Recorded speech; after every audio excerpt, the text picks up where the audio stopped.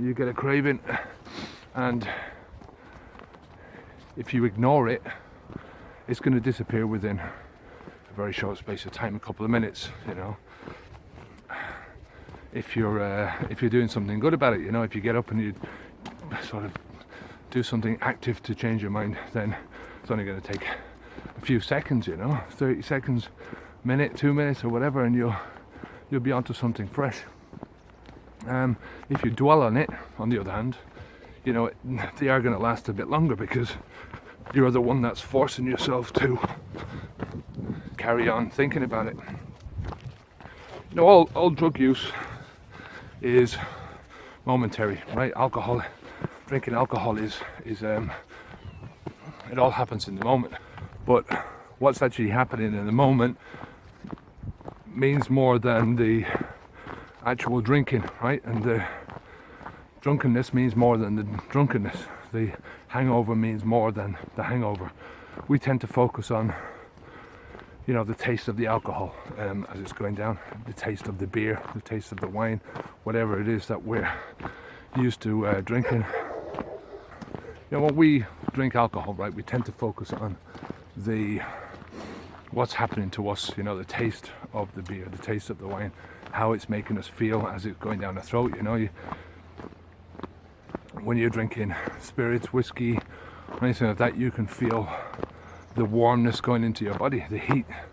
So we tend to focus on that. But as you know, if you've been listening to any of my videos, there's a lot more to it than that. As soon as that alcohol gets into your body, your system goes on security overload. That's all it does. It shuts down so many different systems.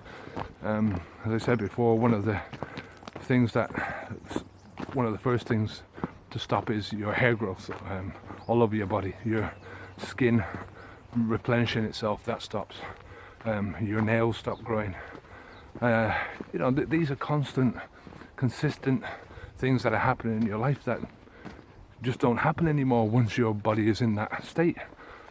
And your body will remain in that state until all the alcohol is gone, all of it, until it's processed, metabolized, all the alcohol. The same thing with your consequences. You're focusing on the symptoms of the consequence, but what's actually going on underneath the surface, there's a whole shitload of stuff. There's a whole lot of reasons why you're feeling the way that you're feeling.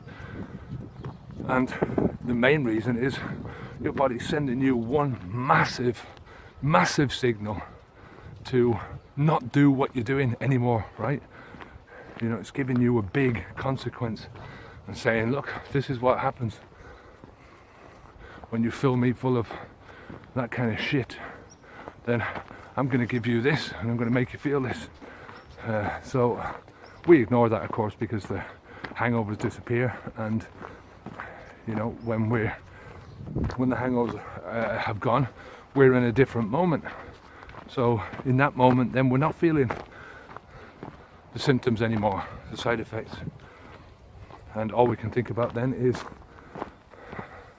the drunken feeling again. We want to get out and party and have a good time, feel the drunkenness and feel the taste of the beer. So I'm just saying, from that perspective, you have to look at all the different aspects of this. I started out this talk by going over cravings and how cravings are only momentary. These momentary things, these passing feelings, good or bad, are not really relevant in the long term. It's the accumulation of these feelings that does either the damage or the good. You get a good run of good feelings in your life without the bad feelings, and you're going to change a lot of things internally. You're going to change a lot of the ways that you look at things and the way you feel about things in general. You're going to change your mindset from positive to negative, or from negative to positive. If it's good, the opposite is also true. You'll change your mindset from positive to negative if you keep getting and taking on the negative consequences of the stuff that you're doing. If you keep feeling pain, if you keep feeling physical or mental pain, eventually that's going to accumulate, and it will affect your overall outlook on life. But as I said, you know, these feelings are going to pass within seconds, if not minutes. So, you know, you can take a drink to overcome the feeling, but what are you taking a drink for? You're putting it off until tomorrow. You're putting the cravings off until tomorrow. But then the cravings come again, and are you going to put it again until tomorrow? Because you can plan for tomorrow. You can say, well, I'm going to do this tomorrow, I'm going to do that, I'm going to change things tomorrow, I'm going to feel different tomorrow, I'm going to put up with the cravings tomorrow. But tomorrow is tomorrow, right? The only time you can put up with the cravings is in the moment, and if you keep procrastinating and putting it off, you know, you start developing a habit of doing that. I mean, let's say everything that you do in your life that is repetitive, that you repeat consistently, will become habitual. I'll do another video on that. But, you know, today is the only time you can do anything about anything, right? Yesterday's gone. You're a day older. Hopefully you're a day wiser. Tomorrow hasn't come yet. You can plan for tomorrow, but you know, you never know if you're going to get it tomorrow. You never know if you're going to get the opportunity. You know, something could happen tomorrow that stops you from doing what you wanted to do today. You know, this life is fluid, it's dynamic. You have to self-direct your own life. You have to push your own life forwards in whatever way you can, and this is one of the ways that you push your life forward, is accepting that the hard things need to be done in the present. You have to deal with the cravings in the present. You can't deal with them in the future. You just can't. It's not possible. You have to deal with them all the time in the present. And the more you deal with them, the easier they will get. You know, the further apart the cravings will come, and the easier it will get to deal with them, because you've got more experience. You know you can deal with them. You've got more self-confidence about the whole craving thing. It's the same thing with habit change in general, right? You can only do all these things in the present.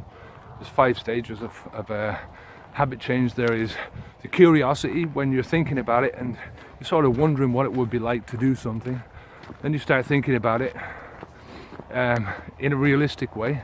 You know, you start thinking about forward thinking, visualizing yourself in that position and seeing how life would be like, and you start wondering. Then you make the decision to do something. So you cut off all avenues, you plan, and you say, right, I'm going to do this on a certain day, and then you execute.